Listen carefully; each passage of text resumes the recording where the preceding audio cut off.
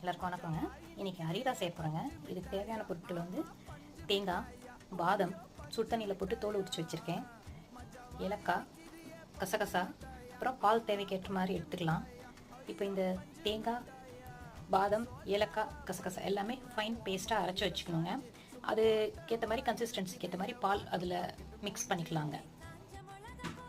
பேஸ்ட்டை அரைச்சது இந்த மாதிரி இருக்குங்க. மிக்ஸி ஜாரில் கழுவி மீதி தண்ணியை அதில் ஆட் பண்ணிக்கலாங்க. இப்போது பால் அப்புறம் சர்க்கரை போட்டு நம்மளுக்கு எவ்வளோ டேஸ்ட்டு வேணுமோ அந்த அளவுக்கு சர்க்கரை ஆட் பண்ணிக்கலாங்க. இதில் அடுத்த மீடியம் ஃப்ளேமில் வச்சு இதை வந்து நல்லா பொங்கி வர வரைக்கும் வைக்கணுங்க. இந்த கன்சிஸ்டன்சியில் இருக்கணும். ஆனால் கொதிக்கக்கூடாது. கொஞ்சம் லேசாக சைடெல்லாம் நுர வர மாதிரி சர்க்கரை தேவைக்கேற்ற மாதிரி கலந்துட்டு நல்லா கொதி லேசாக வந்ததுக்கப்புறமா இறக்கி விட்டுணுங்க.